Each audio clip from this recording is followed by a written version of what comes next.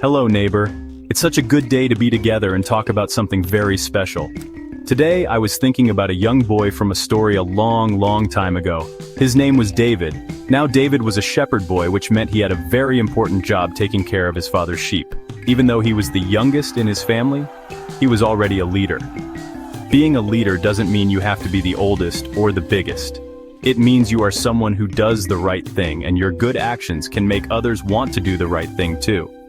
David showed us that even when you are young, you have what it takes to be a wonderful example for everyone around you. Some people might think that being young is a time to be silly and not worry about being responsible, but I know something about you. I know you are capable of so much good. Just like David, you can show everyone how to be kind and how to act with a good heart. When David was in the fields with his sheep, he didn't just play around all day. He watched over them carefully, protecting them from danger.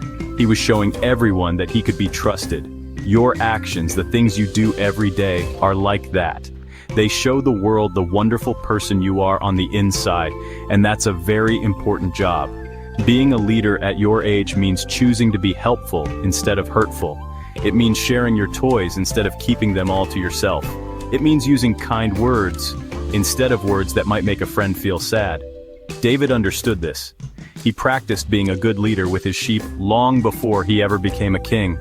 He was building his good character, one small good choice at a time. And you know what? You can do that too. Every time you choose to be gentle and thoughtful, you are showing the world that you are a person who leads with love. And that is a beautiful thing. It feels good to know that what we do matters, doesn't it?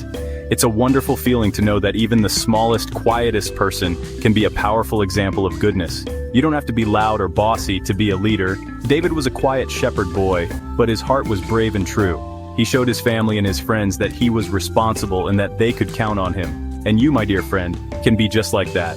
You can be someone that others look at and say, I want to be kind and good just like them. What a special gift you can be to the world. Now let's think about what it means to be faithful in the little things. It's a lovely thought. Being faithful means that you keep doing what is right, even when no one is watching you.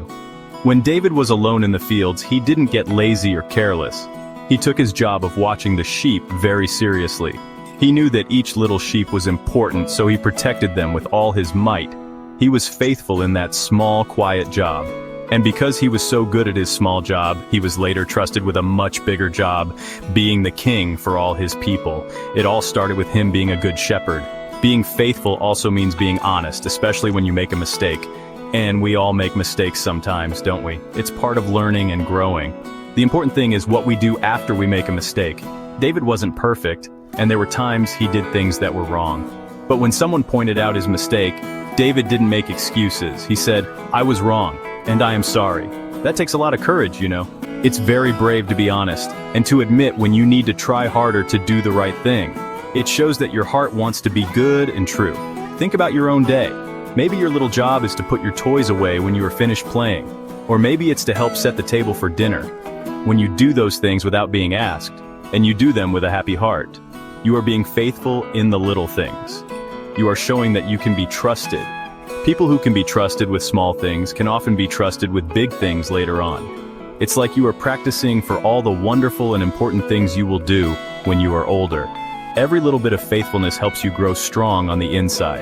And when you do make a mistake like spilling your juice or forgetting to do your chore, it's okay. The most important part is to be honest about it. You can say, I made a mistake and I'm sorry. Those are very powerful and very healing words. They show that you are a person who cares about doing what's right. Being honest like David helps people to trust you and to know that you are trying your very best. It's a wonderful way to show the love and goodness that is right there inside of you, waiting to shine. I have something very important to tell you. Part of being a leader like David is showing respect to people in authority. People in authority are grown-ups who are in charge, like your parents, your teachers, or a king, like in David's story. David had a king named Saul, and sometimes King Saul was not very kind to David. In fact, he was often mean and jealous. It must have been very hard for David. It must have made him feel sad and confused.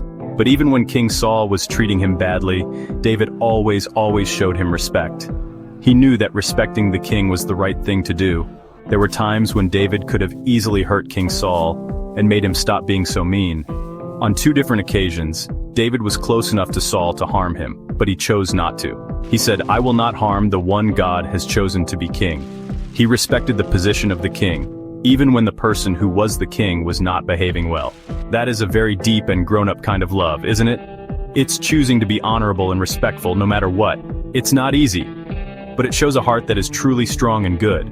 Sometimes, a grown-up might be having a bad day and might speak to you in a way that doesn't feel good. Or maybe a friend who is usually the leader in your games is being bossy. It can be hard to still be respectful at that moment. You might feel like being disrespectful right back. But I wonder what would happen if you tried to be like David. What if you chose to be quiet and respectful anyway? It doesn't mean you let people be mean to you. It means you show them, with your own good actions, what respect looks like. You can be a teacher of kindness in that very moment. Showing respect to those in charge, even when it's difficult, is a sign of a very special kind of strength. It's the strength of a gentle heart. It's the strength that comes from knowing what is right and choosing to do it no matter how you feel. David's respect for Saul showed everyone what a noble and trustworthy person he was. And when you choose to be respectful to your parents and teachers, even when you don't agree with them, you are showing that same beautiful and noble heart. You are being a leader of honor. Finally, let's talk about one of the most wonderful parts of David's story. When something bad happened to King Saul, the man who had tried to hurt him, David did not celebrate. He did not say, "Good, he got what he deserved." No, David's heart was very different. When he heard that Saul was gone, he was very, very sad. He cried, and he wrote a sad song for Saul.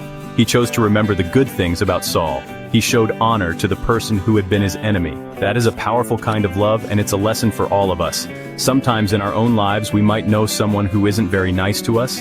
Maybe someone at school teases you or won't share with you. If something bad happens to that person, like they fall down or get in trouble, it can be tempting to feel glad. It can even be tempting to tell other people about it, to spread the story. But a person with a heart like David's does something much better. They choose to be kind. They choose not to gossip or to be happy about someone else's sadness. A loving heart feels sad when anyone is hurting, even someone who has hurt them.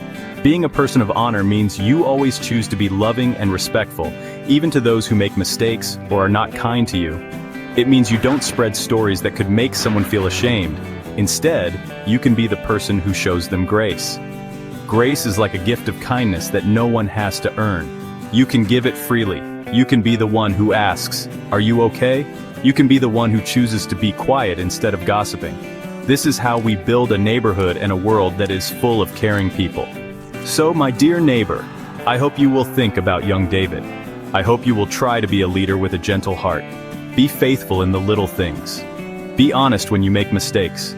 Be respectful to everyone, and choose to show honor and love, even when it is hard. It's a wonderful way to live. And please always remember that you are special just the way you are. Jesus loves you very much, and he calls people with hearts like these, humble, kind, and loving, blessed. It's such a good feeling to be loved, and to share that love with everyone you meet.